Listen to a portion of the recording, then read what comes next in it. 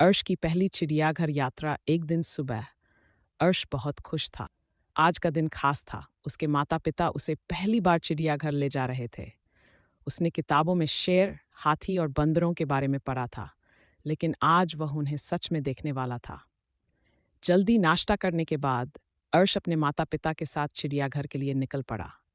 जैसे ही वे वहां पहुंचे, उसे अलग-अलग जानवरों की आवाजें सुनाई देने लगीं। पक्षियों की चहचहाहट, बंदरों की मस्ती भरी आवाजें और दूर से आता एक जोरदार दहाड़। अर्श की आंखें आश्चर्य से बड़ी हो गईं। हम सबसे पहले कहाँ चलें? माँ ने पूछा।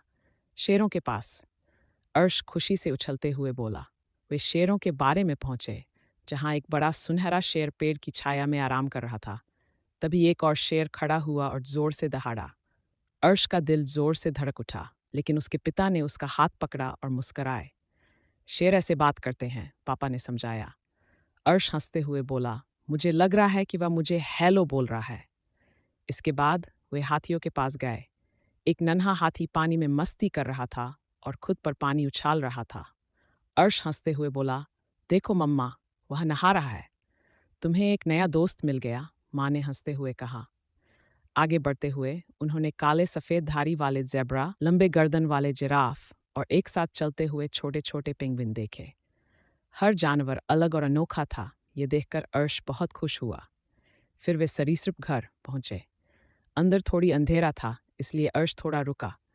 उसने देखा कि एक लंबा हरा सांप शीशे के पीछे आराम से लिपटा हुआ था। ये तो सो रहा है, उसने धीरे से कहा।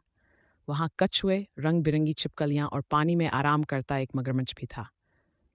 थोड़ी देर बाद अर्श और उसके माता पिता दोपहर के खाने के लिए रुके। वह एक स्वादिष्ट सैंडविच खाते हुए पास के तालाब में तैरते बतखों को देख रहा था। अब लौटने से पहले उनकी आखिरी मंजिल थी, पक्षियों का घर। वहां रंग बिरंगे तोते, गुलाबी फ्लेमिंगो और सुंदर मोर थे। अचानक एक मोर ने अपने पंख फैला दिए, जिसे नीले और हरे रंग की सुंदर आकृति बनी। वाह! अर्श हैरान होकर बोला, यह तो सबसे खूबसूरत चीज है जो मैंने देखी है। धीरे धीरे सूरज ढलने लगा और घर जाने का समय हो गया। अर्श ने अपने माता पिता का हाथ पकड़ते हुए कहा, यह मेरी सबसे अच्छी दिन था। क्या हम फिर कभी आएंगे? बिल्कुल, पापा ने कहा। चिड़ियाघर में हमेशा कुछ नया देखने और सीखने को मिलता है। घर जाते समय अर्श की आंखें भारी हो गई।